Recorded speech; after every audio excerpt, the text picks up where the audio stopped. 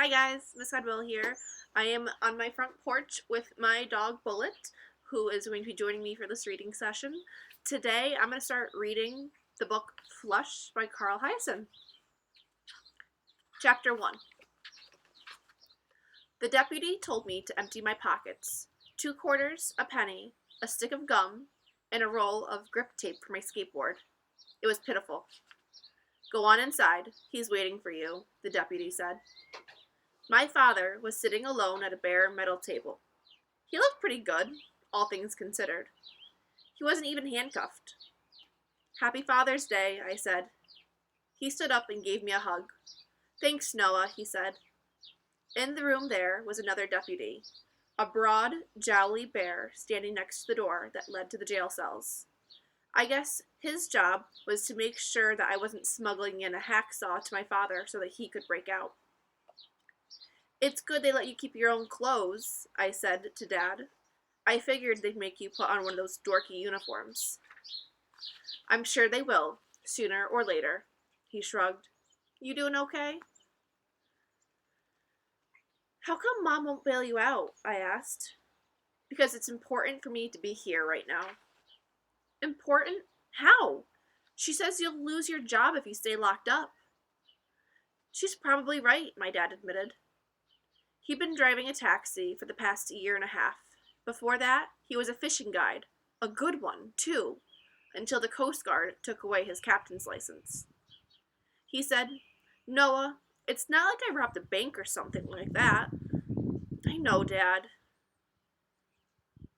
Did you see what I did? Not yet, I said. He gave me a wink. It's impressive. Yeah, I bet. He was in a surprisingly good mood. I'd never been to a jail before, though honestly, it wasn't much of a jail. 2 holding cells, my dad told me. The main county lockup was miles away in Key West. Mom wants to know if she should call the lawyer, I said. I suppose. The same one from last time? She wasn't sure. Yeah, he's all right, my dad said. His clothes were rumpled and he looked tired, but he said the food was decent and the police were treating him fine. Dad, what if you just said you're sorry and offered to pay for what you did? But I'm not sorry for what I did, Noah. The only thing I'm sorry about is that you've got to see me locked up like I'm an axe murderer. The other times my dad has gotten in trouble, they wouldn't let me come into jail because I was too young. I'm not a common criminal. Dad reached across and put an arm on my hand. I know right from wrong, good from bad. Sometimes I just get carried away. Nobody thinks you're a criminal. Dusty Mealman sure does. That's because you sunk his boat, I pointed out. If you had just paid to get it fixed, maybe then... That's a 73-footer, my dad cut in. You gotta know what you're doing to sink one of those pigs. You oughta go have a look. Maybe later, I said. The deputy standing by the door made a grunting noise and held up 5 chubby fingers, which was the number of minutes left before he took my father back to his cell. Is your mom ticked off at me? Dad asked. What do you think? I tried to explain it to her, but she wouldn't listen. Then maybe you can explain it to me, I said. I'm old enough to understand. Dad smiled. I believe you are, Noah. My father was born and raised here in Florida, so he grew up on the water. His dad, Grandpa Bobby, ran a charter boat all out of Haulover Marina on Miami Beach. Grandpa Bobby passed away when I was little, so honestly, I never remembered him. We'd heard stories about what had happened. One was that his appendix burst. Another was that he got real bad hurt in a fight. And for all we know for sure, was that he had taken his boat down to South America on some sort of job, and he never came back. One day, a man from the U.S. State Department showed up at our house and told my parents that Grandpa Bobby was dead and buried near some little village in Colombia. For some weird reason, they couldn't bring his body home for a funeral. I knew this because I'd seen the paperwork. My dad kept a file, and at least 4 or 5 times a year, he would write to Washington, D.C., asking for someone to please help his father's coffin get back to Florida. This is, 10 years later. Mom worked with my dad on writing letters. She's a legal secretary, and she gets straight to the point. My mom and dad first met when they were standing in line to pay speeding tickets at the Dade County Courthouse, and they got married 6 weeks later. I know this for a fact because Mom put the speeding ticket in a scrapbook, along with their wedding pictures and stuff like that. The ticket my mom got was for driving 45 miles an hour in a 35-mile-an-hour zone. My father's ticket was much worse. He was doing 93 on the turnpike. In the album, Dad's ticket looks sort of lumpy and wrinkled because he had crumpled it into a ball when the state trooper had handed it to him. My mother said she'd used a laundry iron to flatten it out before pasting it next to hers in the scrapbook. About a year after they got married, my parents moved down to the Keys. I'm sure this was Dad's idea because he'd been coming here ever since he was a kid, and he had hated the big city. I was actually born in a 1989 Chevrolet Caprice on US Highway 1. My dad racing up the 18-mile stretch from Key Largo to the mainland. He was trying to get my mother to the hospital in Homestead. She was lying on the back seat of the car, and that's where I was born. Mom did it all by herself. She didn't tell my dad to pull over and stop because she didn't want him interfering. They still argue about this. She says he's got a tendency to get overexcited, which is the understatement of the century. He didn't even realize I was born until they got to Florida City and I had started bawling. Abby came 3 years later. Dad talked to my mom into naming her after one of his favorite writers, some weird old bird who's buried out west in the middle of the desert. Most of my friends aren't crazy about their sisters, but Abby's alright. Maybe it's not cool to say that, but the truth is the truth. She's funny and tough, and not nearly as irritating as most of the girls at school. Over the years, Abby and I developed a pretty good system. She kept an eye on Mom, and I kept an eye on Dad. Sometimes, though, I needed extra help. "So, what's the deal?" Abby asked after I got back from jail. We were sitting at the kitchen table. For lunch, Mom had fixed us the usual ham and cheese sandwiches. "He says he got carried away again," I said. Abby raised her eyebrows and snorted. "Well, no duh." Mom set 2 glasses of milk on the table. "Noah, why does he insist on staying in jail? It's Father's Day, for heaven's sake." "I guess he's trying to make a point." "All he's making," my sister said, "is a jerk of himself."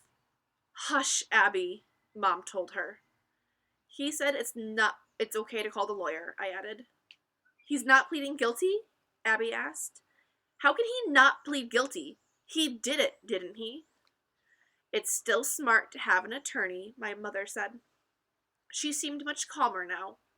When the police first called, she'd gotten real mad and said some pretty harsh things about Dad. Honestly, I couldn't blame her. Even for him, this was a major screw-up. "Noah, how are you doing?" she asked. I knew she was worried about the jailhouse visit and had shaken me up. So I told her I was fine. She said, "I'm sure it wasn't easy seeing your father behind bars." "They brought him into a private room," I said. "He wasn't even wearing handcuffs." My mother frowned slightly.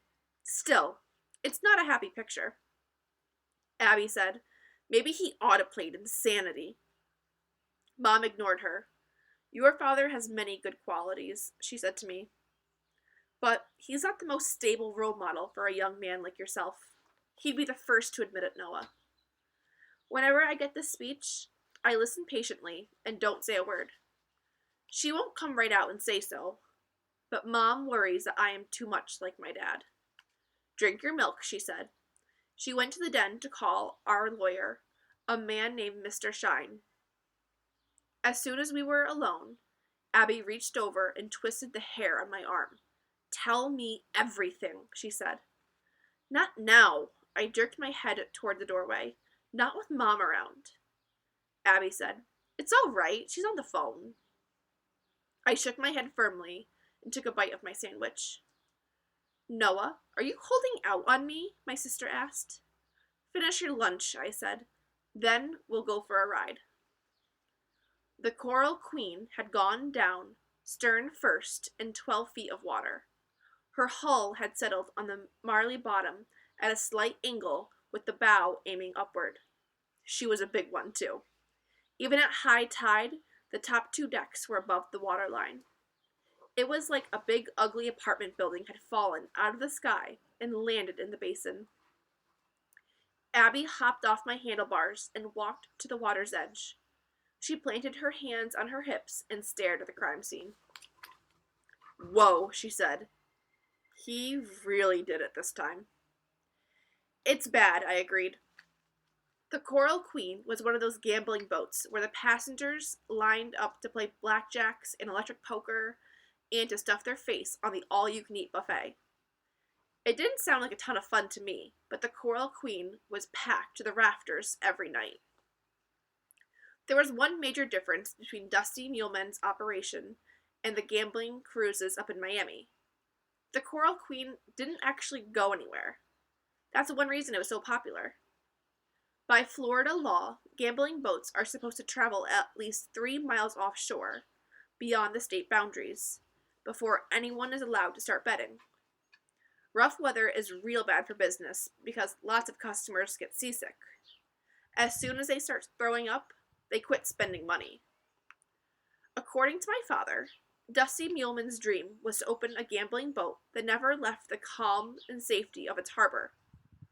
That way, the passengers would never get too queasy to party. Only, Indian tribes were allowed to run casino operations in Florida. So Dusty somehow persuaded a couple of rich men from Miami to buy the marina and make it part of their reservation. Dad said the government raised a stink, but backed down later because of the Indians had better lawyers. Anyway, Dusty got his gambling boat, and he got rich. My dad had waited until 3 in the morning, when the last of the crew were gone, to sneak aboard. He'd untied the ropes and started one of the engines and idled out of the mouth of the basin, where he'd opened the seacocks and cut the hoses and disconnected the bulge pipes and then dived overboard. The Coral Queen had gone down crosswise in the channel, which meant no other vessel could get in or out of the basin. In other words, Dusty Muleman wasn't the only captain in town who wanted to strangle my dad. I locked my bike to a buttonwood tree and walked down to the charter docks, Abby trailing behind. 2 small skiffs and a Coast Guard inflatable were nosing around the Coral Queen. We could hear the men in the skiffs talking about what had been done to float the boat.